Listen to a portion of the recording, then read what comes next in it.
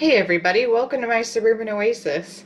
I know I've been gone away for about a week, but we ran into some technical glitches making my last video, and then we went out of town for a few days, and so hopefully everybody's still out there and ready to talk about gardening.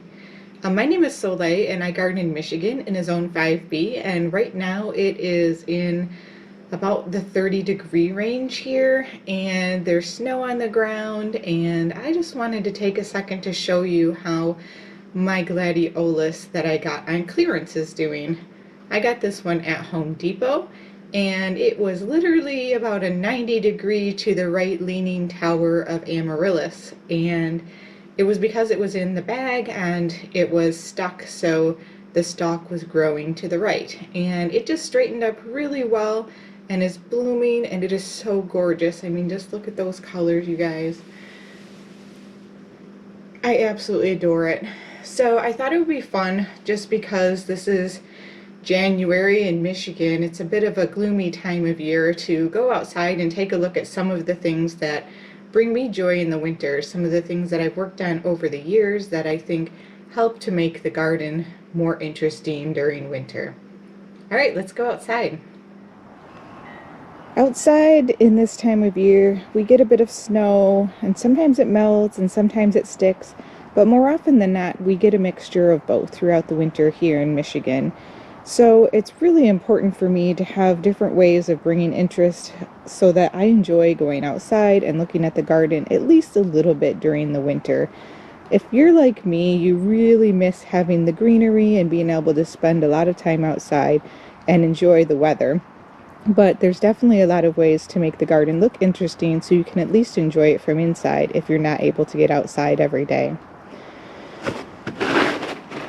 So if I had a garden that was made completely out of perennials, it would be probably very boring. Annuals and perennials that are herbaceous tend to grow completely back, they tend to die completely back to the ground in the wintertime. There are some that will stay that are semi-evergreen or evergreen, and those are really helpful, but it's also really important to have some other things in the landscape, and I'll show you some examples of how I've done that. And what I've done is I use things like borders on my beds to help shape them. I ensure that I have a good mixture of woody ornamental plants like bushes, small trees, evergreens, and then also looking at my hardscaping. So I tend to ensure that I have some paths and use different types of things that don't go away. They're pretty much part of the permanent landscape in my garden. So right here in the potager, you'll see I have a bench, and I like to keep these pots out, even though these cement pots don't really look that beautiful in terms of interest. They do bring structure to the garden, and I just like to still look at them because they remind me of what's around the corner. Spring's coming, and I'll be able to plant them soon. As you can see, we're getting a little bit of a dusting of snow as we speak. Another thing that's really fun in the winter, as I said, are some perennials do actually look pretty good in the winter time, and one of those is Virginia. There's several different varieties of it out there. This one happens to be a bit of a maroon and deep red or magenta, and it's a semi-evergreen here. If you're in a warmer climate than 5B, you probably will see it standing more upright and looking even better for you. Bark is also something that brings a lot of interest to the winter garden. This is a 9 bark, and as it grows bigger, you'll see this beautiful papery bark on all of the branches. As they grow thicker, will become even more prominent, and it just is so pretty how it looks like it's peeling, and it just looks so different from many other things. So this is the new growth, and it's got a bit of a red tinge to it. But as it ages, it really turns into this beautiful colors. Well, hello, deer. Did you see him back there looking at us, raising his tail? I don't know if you can see him back there at the fence, but he's right on the fence line. There's actually about 7 of them out here right now. Wow. So you can see how the other side of the fence is a deer magnet for us. But one of the points that I want to make here is you can see how this bed line and this bed line using rocks as hardscaping really helps make an interesting curve within the garden that just draws your eye along. And it is interesting because the stone and the brickwork that is throughout my garden definitely allows the snow to melt faster. And so those typically stay out, and it's really pretty to look at, in my opinion. So that's just one idea as well. You can use all sorts of different things to define the beds and paths and create the shapes in your garden. But I enjoy using natural stone. And definitely in my potager garden, as you know, I have some fencing and I have lots of structures here, whether they are trellises for things to climb on or supports for plants, bricks for the hardscaping. It all helps to provide some interest within the winter garden.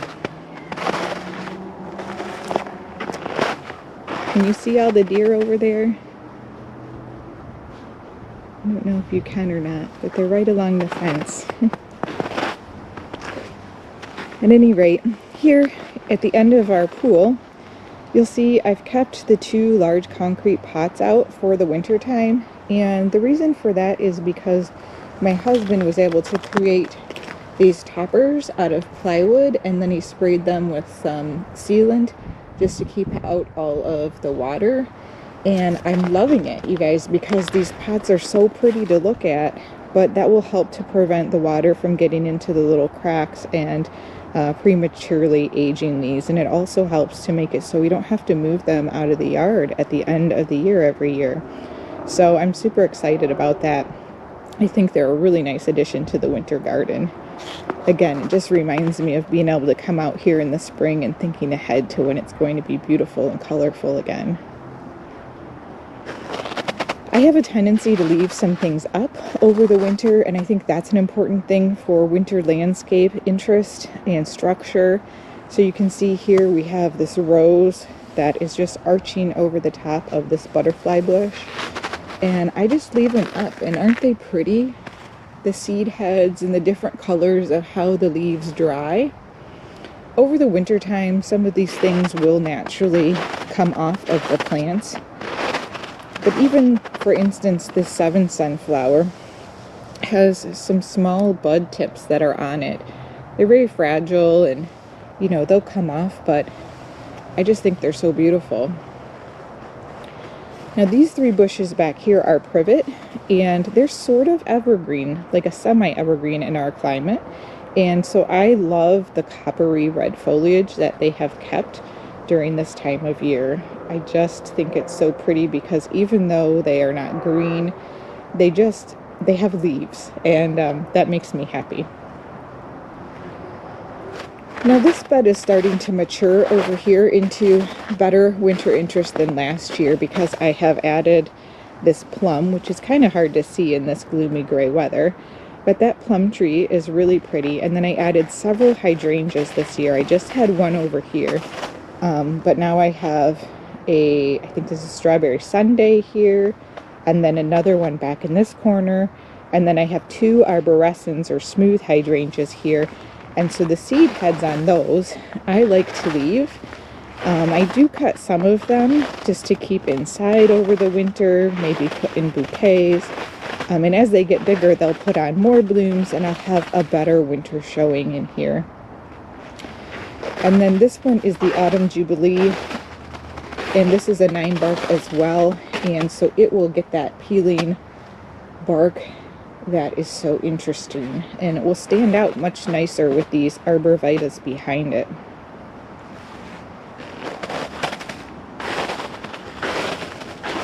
Usually the winter garden is all about the really small details and contrasts that you can create among the things that are left during the winter. So we have another 9 bark here, and I just think it's so interesting the way that each of the small branches off of the main ones have that deep dark color, and then you get that lighter, more papery color of bark on the older branches. And from here you can see how the structure of my boxwood really make a difference within this bed, because they just kind of punctuate each side along with those giant concrete pots. And I started adding more of the boxwood throughout my garden. So we have two very small ones here. I got those probably, oh, I don't know, they might have been like $10 or something like that, maybe even less, and I got them at Home Depot on sale. And so I just bought up quite a few of them, and they're fairly slow growers, but eventually they will grow really well there. And then they'll become much more of a structure and bone for the garden. Now, some people don't really like the vinca, but this is definitely a very hardy and evergreen vining plant that will fill in hard to cover areas like slopes. I have this surrounded by rocks, and there's also something that is like a plastic edger around this bed to help keep it from creeping out too quickly. That prevents it from really going over. Now, I've definitely had some critters in my garden so far. I think the rabbits have been in here. They have munched off the tops of these heucherellas and several others, so I can't show them to you like I was hoping. And they're not providing as much winter interest as I was hoping because the critters have eaten them, but that's okay. And here we see two more boxwoods, and during the summer, really, boxwoods can kind of blend into the landscape and just provide a little bit of that nice greenery and kind of rest for the eye amongst all of the different other more colorful things. But during the winter, they really provide a bit of color, structure, and interest. And the same goes for these rhododendrons that you see here. As these grow larger, they will become more of a statement within the garden. But they just look beautiful with the contrasting haconocloid grass. And I did collect some seed from these grasses, so we're going to try to plant that soon and see if any of it will germinate and if we can grow it on from seed. Won't that be fun?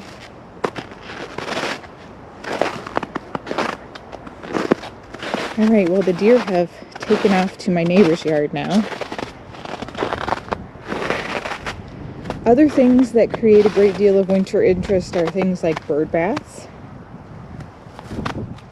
And you can see all of the different textures on bark, right? It's not a super huge statement, but it definitely makes a difference because look at the contrast between this bark and then the lines on this bark that really go up and follow the tree. To me, that's just really beautiful. Even though I'm not a super huge fan of this bush, I really do like the color that it provides in the winter. And also the shape, right? As you follow those up and it creates that arch. So some of the things that are focal points in the summer can also be really beautiful focal points in the winter. You can see that coming up and over, arching over the bench, along with the basket. A couple of boxwoods here in front just to kind of frame that pathway going back. And then look at the pop of color. I'm so glad I was able to save this boxwood. This is the one that I almost lost to winter burn this last winter, but it's so bright now and cheery. I absolutely adore that. So if I see any more that are variegated, I will pick them up, but they did not have any this year. I got this one at Home Depot, I think, last year as well, but nothing variegated this year. And then we have the winter spruce, so having things of different shape.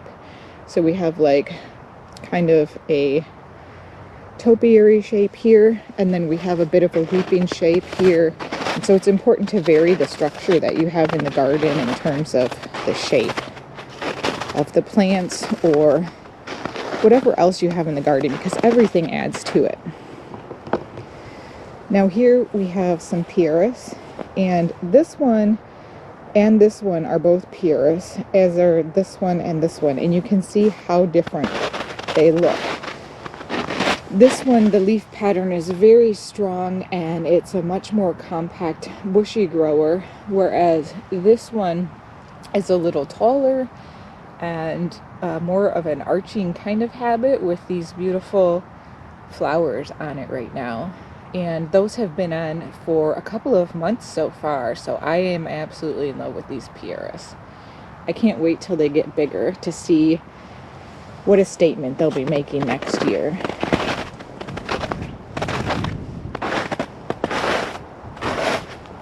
And this here is the little lime that I planted this last year with its seed heads on, or its bloom heads on. So those are really pretty in the winter.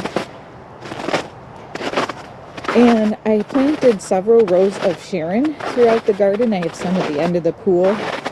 This one you can see was really well pollinated and has some beautiful seed heads on it. And I think a lot of people are, you know, not really liking rows of Sharons to self-seed in their yard.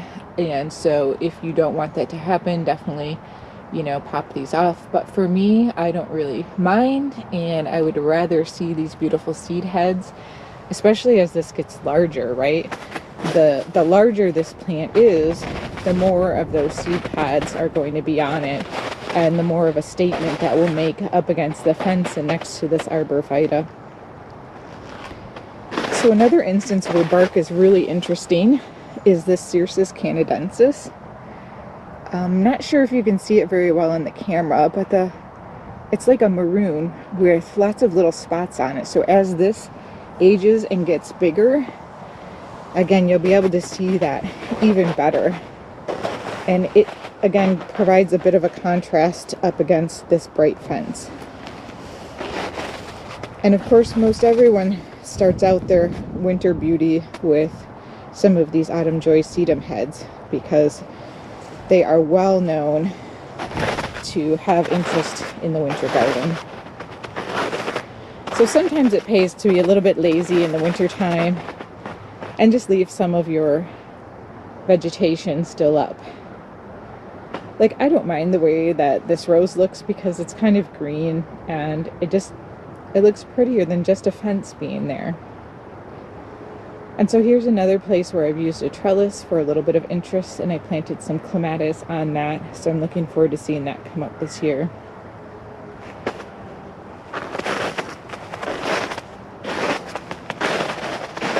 Now, we talked a little bit about using evergreens in the garden, and you can see I have lots of arborvitaes, and you may think that's really hard to do, or it could get very expensive. But what I've done to grow a number of arborvitaes was I would buy them in, like, I think it was like maybe a quart pot or something like that, fairly small, and I would put them in a couple of urns during the summer, and then after it started to get cold, I would plant them in the fall into my garden. And so you'll see that they're in various stages of growth, all the way from that really tall one there to the one in front of it, or say this one, which were probably just a couple of years old. And you can tell how old they are basically by how tall they are, and I usually had 2 each year. So that's a really great way to spend very little money over time and kind of add to your garden. I absolutely love the way this holly is looking this winter. I lost a lot of the berries last year, I think the blooms anyways, to the cold snap that we had, but I'm looking forward to this really filling in this year. And the stems on this viburnum right here are going to contrast with that very nicely, because they're so much lighter in color, almost a gray with white speckles. And so another evergreen that I'm using, that I got a Facebook marketplace for free, or maybe it was on Nextdoor neighborhood app, are these cypress, the false cypress, the mop heads. And they are so bright and cheery amongst everything else that is a little bit more dull.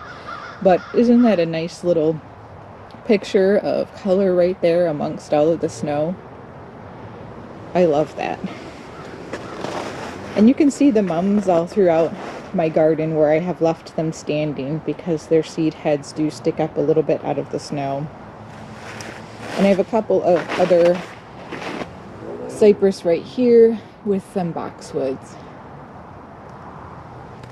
Another evergreen that I have here is a mugo pine, and these are really slow growing, so if you have a small yard, it's a great thing to use, and it just provides a really nice evergreen interest and nice long needles, so it's very different from many of the other evergreens in my yard.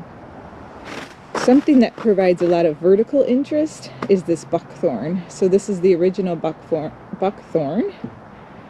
Not like the improved line, fine line buckthorn from Proven Winners. This one is very tall, and the leaves, I've kind of trimmed it up so that I can see the fountain from my deck, but doesn't that make a nice kind of exclamation point there?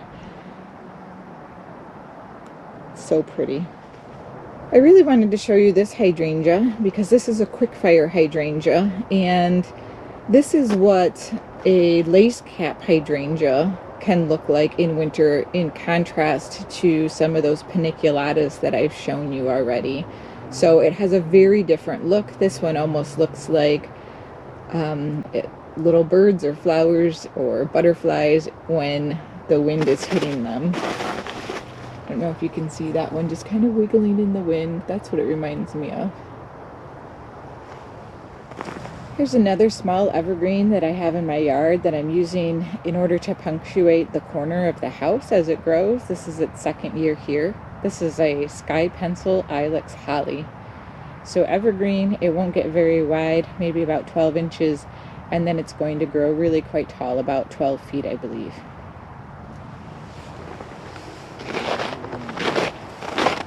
Over here, my autumn blaze maple. I just love the color of the bark on this one. So this is another one for good winter bark interest because it's so gray silver. This is actually a cross between a silver maple and a red maple, I believe.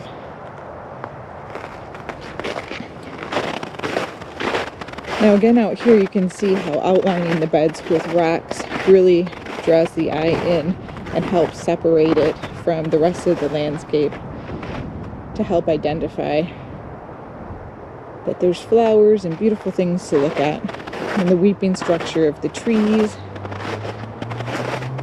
along with the trellis in the middle, and all of the things that I've left standing, like the mum's heads, go really well with this big, thick balls of boxwood at the end. We have 5 of them.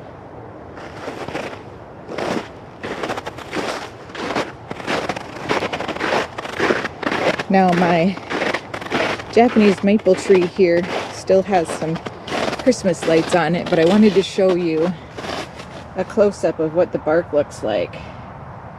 And this bark on this tree gets better every year, and this is probably a 16 or 18-year-old tree, and it starts out more of an olive color, and then it begins to fade into this lighter color that looks like it has a bit of lichen on it as well. Isn't that beautiful?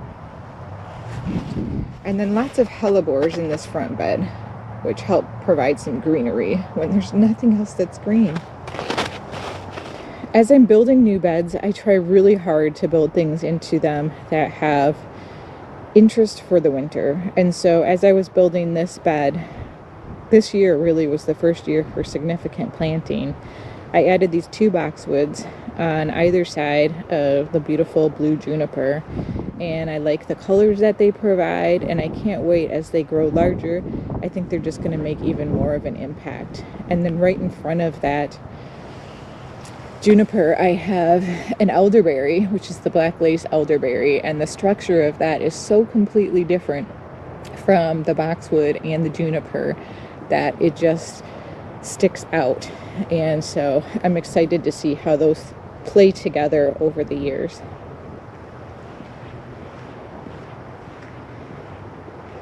Now this weeping crabapple, again, it's very difficult in this lighting to show you, but it has a very red bark on it, which I absolutely love. This is the Miss Louisa May Crabapple. And it's got some berries on it, which I'm hoping it gets even more of next year. So you can see how I still have that nice circle of rocks and the lines around the bed in the wintertime to look at as I pull into my driveway. And then along here, this little path lined by boxwoods is really nice to see the structure there. And they've been starting to grow together over the year. I think this is their 5th year that I've had them. And I grew them from itty bitty teeny tiny balls, just like at the end. I added those this year. And then you can just see my hydrangea standards here. The lollipop tree, this is the PG hydrangea. And we have some azaleas along the side here that are providing a little bit of colorful interest as well. And finally, we end with another paniculata hydrangea that I left all of the heads on this year. Isn't that beautiful?